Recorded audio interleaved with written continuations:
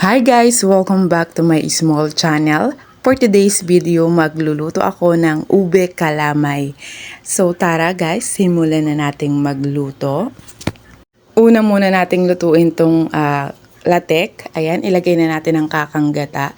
Nagtira lang ako ng konti guys para sa ating malagkit mamaya. Ayan, lutuin lang natin to at atin lang itong pagla-light brownin. Once na nag-light brown na, pwede na itong hanguin guys. Ayan, baka masunog pa. Set aside na natin. Ilagay na natin ang kalahating kilong malagkit powder.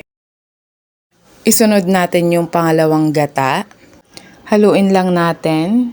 At ayan, ilagay na natin yung kaninang kakang gata na aking tinira. Ayan. At syempre mag-a-add din ako dito guys ng ebaf para mas malasa talaga siya. Maliit lang na ebap yung aking ilalagay dyan kasi kalahating kilong malagkit powder lang naman ang aking ginamit. Ayan. At haluin lang uli natin, i-mix natin uli na mabuti hanggang ma-dissolve na yung ating malagkit powder.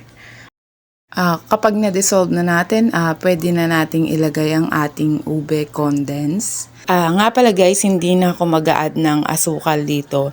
Yan na yung aking pinaka-asukal dito kasi ayoko ng masyadong matamis sa ating kalamay.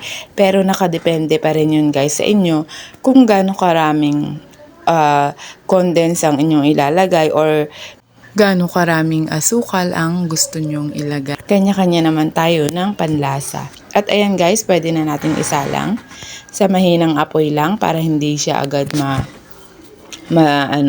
matutong. Ayan, halu-haluin lang nating maigi. At mag-a-add lang ako ng 1 tablespoon lang ng vanilla. At ayan, sinimot ko pa ang ating condense. Actually guys, hindi ko pa nilalagay lahat yung ating condense. Ayan, haluin lang nating maigi. Ayan, nagbubuo-buo na siya.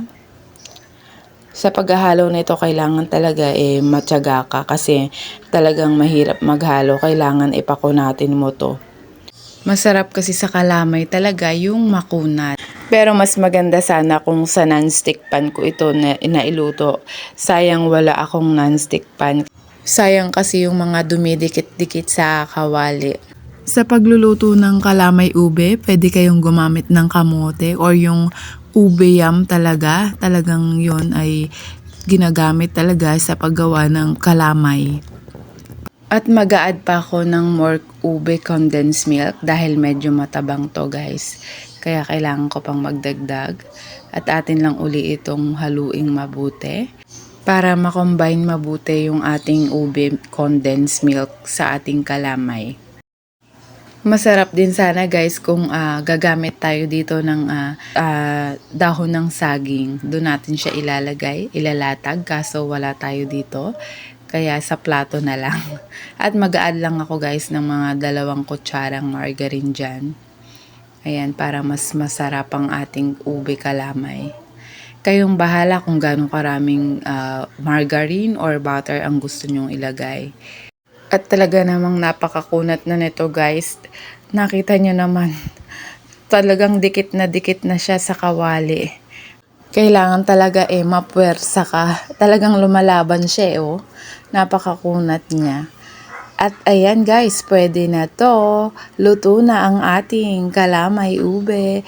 Thank you for watching po. Don't forget to subscribe to my small channel, Cooking with Mela.